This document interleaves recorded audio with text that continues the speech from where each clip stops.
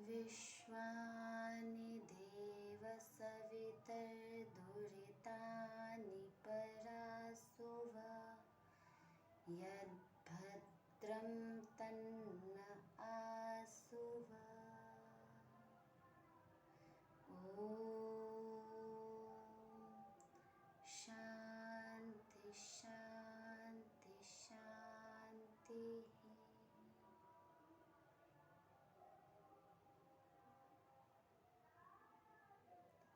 नमस्ते, आप सभी का हार्दिक स्वागत एवं अभिनंदन है।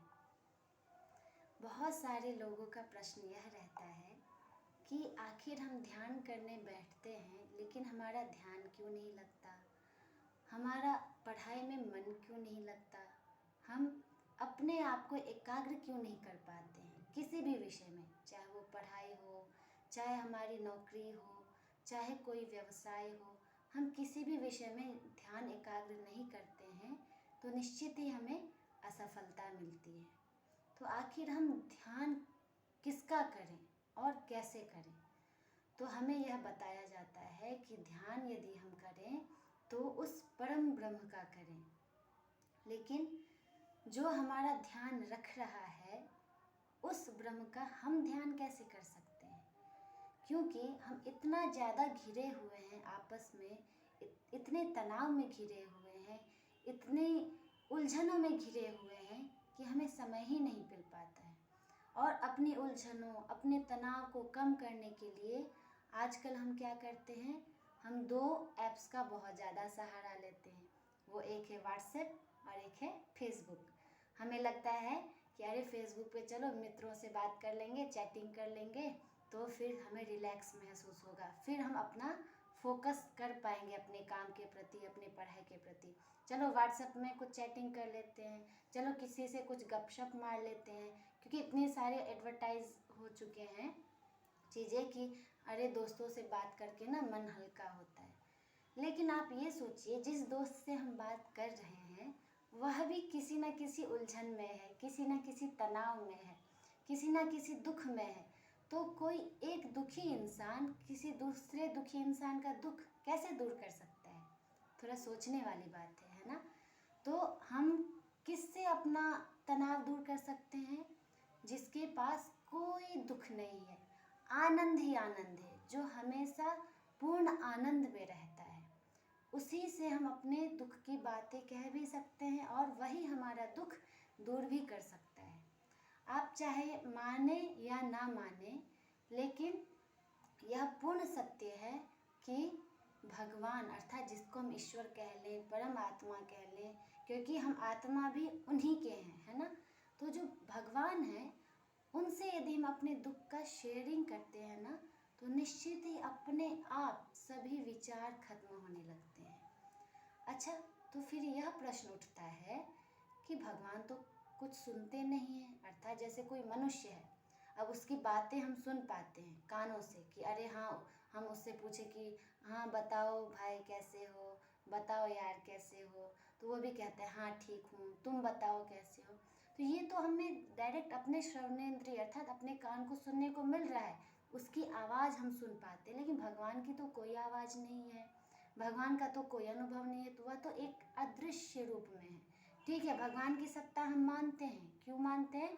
क्योंकि ये जो हम सृष्टि देखते हैं तो उसमें जो पेड़ पौधे हैं, जीव जंतु प्राणी, कितनी सारी योनियां हैं। जैसे हमारे पुराणों में कहा गया है कि 84 लाख योनियां हैं। तो इन सभी योनियों के कारण, अर्थात इसको बनाने वाला तो कोई होगा।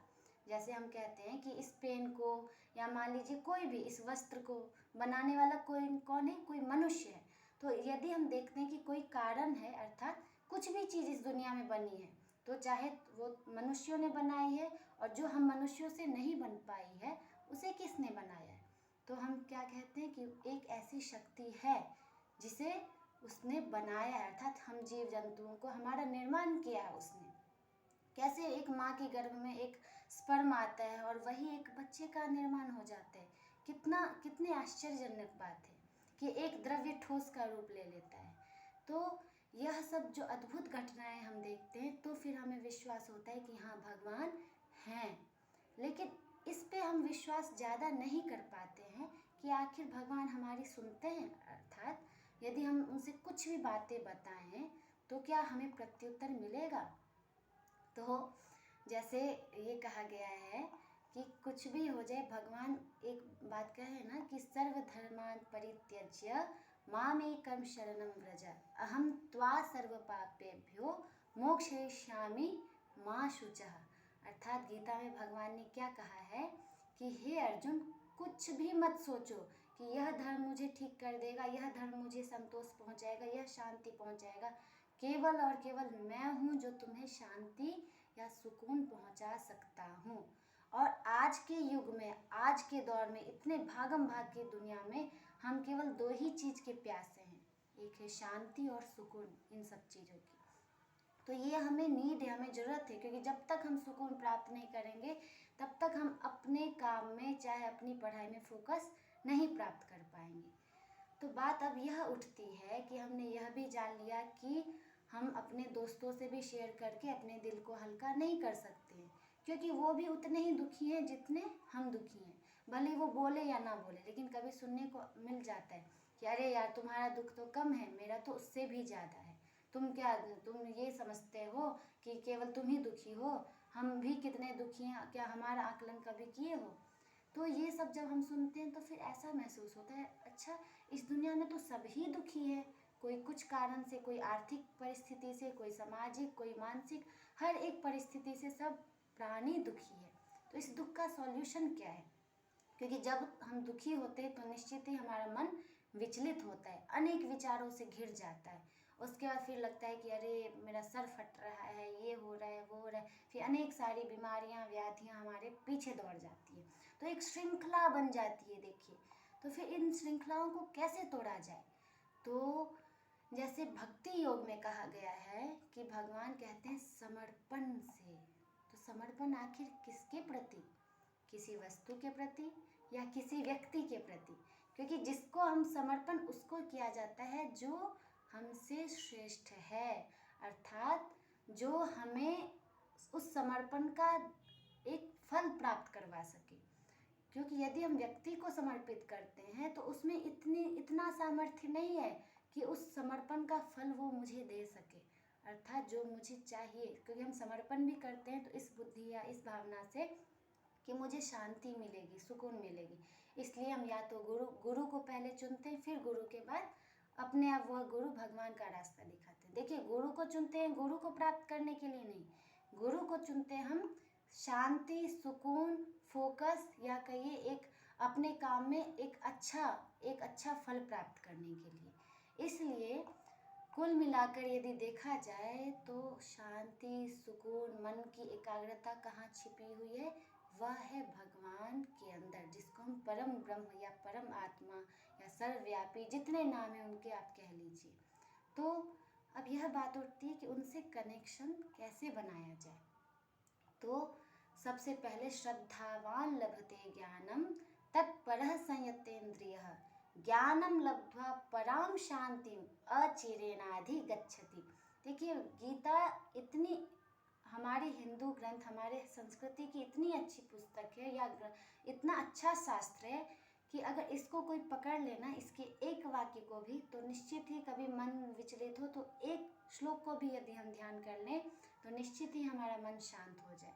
तो इसमें क्या लिखा है, भगवान इस श्लोक के माध्यम से क्या बताना चाह रहे हैं अर्जुन को कि हे अर्जुन, सबसे पहले श्रद्धा, यदि मैं कुछ बोल रहा हूँ तो उस बात पर विश्वास करो, क्योंकि विश्वास से ही श्रद्धा उत्पन्न होती है, और श्रद्धा से ही फिर हमारा शांति का, सुकून का द्वार खुलता है, या एकाग्रता, जो भी कह लीजिए, सबका द्वार खुलता है। फिर बात आई कि भगवान क्या सुनते हैं? तो हाँ, सुनते हैं, लेकिन हमारा सामर्थ्य नहीं है कि हम उनको सुना सके। हम बोले कि ऐ भगवान, कहाँ हैं आप, आ जाइए, प्रकट होइए मेरे सामने, मैं आपको कुछ बोलना चाहता हूँ। नहीं प्रकट होंगे, क्योंकि हम इतने अहंकार से भरे पड़े हैं कि यदि हमारे सामने भगवान भी प्रकट हो जाए ना तो हम ढिंडोरा पीटेंगे, लेके एक वो ढोल लेके ढिंडोरा पीटने लगेंगे कि अरे देखो मुझे भगवान का दर्शन हुआ, भगवान का दर्शन हुआ। उसमें हम भगवान का ये नहीं जानेंगे, अरे भगवान ने तो बिना मतलब की दया कर दी, मैं उसके लायक नहीं था फिर भी दर्शन दिया। हमें ऐसा महसूस होगा कि हम इतने बड़े हैं कि मुझे भगवान ने दर्शन दिया। तो ये बहुत एक विडंबना है मनुष्य की कि थोड़ा भी कुछ प्राप्त हो जाता है ना कि तुरंत अहंकार आ जाता है। तो अहंकार हमेशा विनाशक है शांति का। तो अब भगवान को हम कैसे अपना विचार व्यक्त करें, क्योंकि विचार तो इतना ज़्यादा भर चुके हैं हमारे दिमाग में कि वो डिलीट होंगे ही नहीं। तो जैसे हमारे मोबाइल में ऑप्शंस रहता है ना डिलीट करने का, तो क्या रहता है कि हाँ यहाँ कैंसिल करें, यहाँ डिलीट करें। तो ये डिलीट कौन करेगा? ये जो उंगली है ये हम तो दबा देंगे मोबाइल में तो वो डिलीट हो जाएगा, लेकिन ये आखिर अपने मन के का विचार कैसे डिलीट होगा? तो इसका उपाय क्या है कि हम किसी ऐसे सत्ता को बोलें जो हमारे मन के सही विचारों को ला सके हमारे मन में। तो अपने आप गलत विचार डिलीट हो जाएंगे जो हमें बार बार परेशान कर रहे हैं। तो शांति से एक बार बैठिए भगवान के पास और उनसे एक अबोध बालक की तरह हमें करुण प्रार्थना करनी है कि हे प्रभु, सचमुच मैं कुछ भी नहीं जानता, मुझे इतना भी नहीं पता था जब मैं जन्म लिया तो मुझे भोजन कहाँ से प्राप्त होगा, लेकिन आप स्वाभाविक रूप से मुझे मेरा दूध का इंतजाम कर दिए अपने माँ के माध्यम से। तो मैं जब गर्भ में था या जब मैं गर्भ में थी तब भी मुझे पता नहीं था कि मेरा भोजन का सोर्स कहाँ है, लेकिन मेरी माँ जो भी खाती थी वो मेरे पेट में जाता था। तो आप इतने दयालु हैं, आप इतने कृपालु हैं कि हर पल अर्थात गर्भावस्था से लेकर मृत्यु पर्यंत मेरी सुव्यवस्था का ध्यान रखते हैं। तो हे प्रभु, ये बाह्य शरीर तो मेरा पोषित हो रहा है, लेकिन जो अंदर जो सूक्ष्म शरीर जो मेरा मन है वो बार बार कुंठित हो रहा है किन्हीं विचारों से। ऐसे विचार जो बार बार मुझे परेशान करते हैं, इसको मैं कैसे हटाऊं? एक करुण प्रार्थना करनी है भगवान की। अब इन विचारों को आप ही लीजिए, आप ही समेटिए, क्योंकि देखिए अब हम विचार के मूल में थोड़ा जाएं कि आखिर विचार क्यों आता है और कहाँ से आता है। तो विचार दो कारण से आता है। पहला कि जब हमें ऐसा संशय होता है कि कहीं इस चीज़ में मेरी भी तो गलती नहीं थी। विचार तभी आता है द्वंद्व में, अर्थात द्वंद्व बुद्धि जब बनती है, संशयात्मक बुद्धि बनती है, तो विचार हमें घेर लेते हैं। बहुत ज़्यादा चित्तवृत्ति का ये होता रहता है, विक्षेप होता रहता है। तो कब होता है? जब हम सोचते हैं कि ओह उसने मेरे साथ ऐसा किया, मैं इस लायक तो नहीं था या मैं इस लायक तो नहीं थी, मैंने तो हमेशा इसके बारे में अच्छा सोचा, अच्छा मेरी कहीं गलती थी कि इसने ऐसा किया। तो विचार हमेशा दूसरों के प्रति ध्यान देने से आता है, ये हमेशा ध्यान रखिएगा। चाहे आप किसी के बारे में अच्छा सोच रहे हो, वो भी किसी के बारे में बुरा सोच रहे हो, या आपके साथ किसी ने बुरा किया है, तो इन तीन कारणों से विचार अपने मन को घेरे रखता है। ठीक है? या मान लीजिए अपने ही गुणों के विषय में कि अरे मैं पढ़ने में क्यों नहीं अच्छा हूँ, मेरा क्यों नहीं करियर बन पा रहा है, ये मतलब विचारों का अंत नहीं है, वो अनंत है। लेकिन जब डर के कारण विचार उत्पन्न होता है, जब हम डरते हैं कि अरे हम मेरा ये कोई बात, मेरा रहस्य ना जान ले, ये ना जान ले, वो ना जान ले, तो विचार का मूल कारण है भय। तो जब भी हम इस भय को ख़त्म करेंगे कि कुछ हो जाए मुझे इस दुनिया में कोई नुकसान नहीं पहुंचा सकता है, क्योंकि मैंने अपना हाथ दीनानाथ के हाथ में सौंप रखा है, मैंने अपना हाथ भगवान के हाथ में सौंप रखा है। जैसे एक बच्चा जब माँ के गोदी में होता है तो क्या उसको परेशान करता है कि मैं गिर ना जाऊं? अर्थात वो तो माँ उसको लेके चलती है, एकदम ऐसे कमर के पास रखी रहती है, लेकिन उसको इतना भी डर नहीं होता है कि मैं गिरूंगा, क्योंकि उसको पता है कि मैं गिरूंगा तो भी माँ मुझे ऐसे लपक से पकड़ लेगी। इसलिए बच्चे को आप देखें कि गोदी में भी वो शरारत ऐसे ऐसे करता रहता है। ठीक है?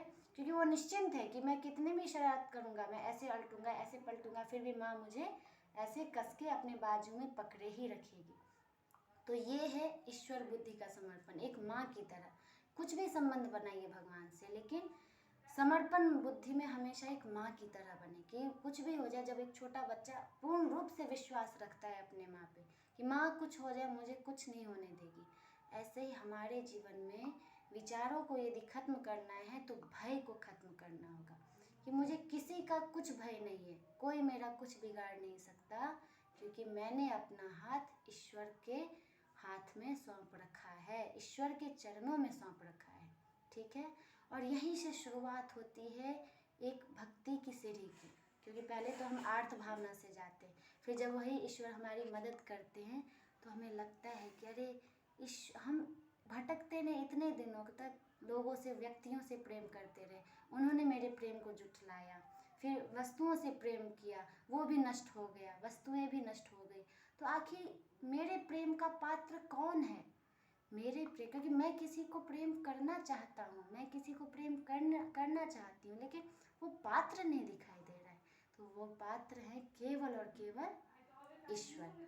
जैसे एक उपनिषद का बहुत ही प्यारा मंत्र है, द्वा सुपर्णा सयुजा सखाय समानं वृक्षं परिषस्वजाते तयोर अन्यः पिप्पलं स्वादु अत्ति अनशनन अन्यो अभिचाकशीति। अर्थात इसका अर्थ क्या है कि दो पक्षी है, एक जीवात्मा के रूप में और एक परमात्मा के रूप में, वो दोनों ही एक वृक्ष की डाल पर बैठे हुए हैं, लेकिन उसमें से एक जो जीवात्मा नाम का पक्षी है वह सुंदर सुंदर फलों को चख रहा है, लेकिन जो परमात्मा है वो कुछ भी नहीं चखता है, वो बहुत ही प्रेम पूर्वक अपने जीवात्मा को निहारता रहता है।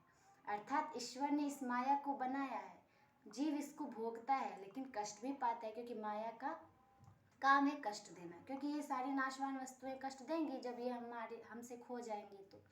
तो उसमें ईश्वर देखिए कितने करुणामय हैं, अपनी ही माया बना के सारी भोग सामग्री हमारे लिए इकट्ठी कर दी है, लेकिन हम निर्बुद्धि हैं जो उनका दुरुपयोग करते हैं, इसलिए हम कष्ट पाते हैं।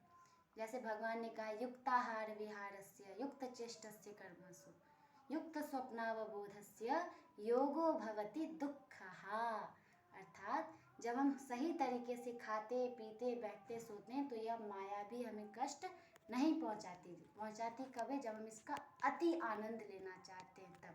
तो अति आनंद माया से नहीं लेना है, अति आनंद मायापति हमें दे सकते हैं, क्योंकि माया तो आनंद की एक सीमा है, और जो आनंद की सीमा से रहते अर्थात जो परम आनंद है, जिनकी कोई सीमा नहीं, वो केवल और केवल परमात्मा है।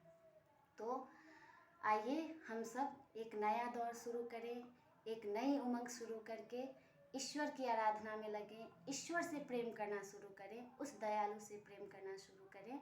और मैं आपके साथ हूँ और आप भी हमारे साथ आइए। हमने एक व्हाट्सएप ग्रुप का निर्माण किया है जिसका नाम रखा है हमने भगवत कृपा, अर्थात गॉड्स काइंडनेस, भगवान की दयालुता, कि ईश्वर कितने दयालु हैं हमने कभी ना कभी अपने जीवन में अनुभव किया होगा। तो वह जो अनुभव है हम एक दूसरे से शेयर करें, क्योंकि आज का शेयरिंग का ज़माना आ चुका है, तो क्यों ना हम ईश्वर की बातें ही शेयर करें। हम बहुत सुना है हम लोगों ने कि इन संतों की रक्षा की, उनकी रक्षा की, उन भक्तों की रक्षा की, लेकिन क्या हम अपने जीवन में कभी अनुभव किए कि पग पग हम पर हमारी ईश्वर हमारी कितनी रक्षा सुरक्षा और हमें कितना प्रेम देने की कोशिश करते हैं, लेकिन हम मूर्ख हैं जो उनको समझ नहीं पाते, उनकी तरफ ध्यान नहीं दे पाते। तो ध्यान हमारा कब एकाग्र होगा? जब हम ईश्वर की तरफ ध्यान देंगे तो स्वतः हमारा ध्यान लगना शुरू हो जाएगा। बहुत बहुत धन्यवाद आप लोगों का। यदि आप लोगों ने पूरा वीडियो अच्छे से सुना है, अच्छा लगे तो निश्चित लाइक, सब्सक्राइब और शेयर करना ना भूलें। धन्यवाद। हरि ओम।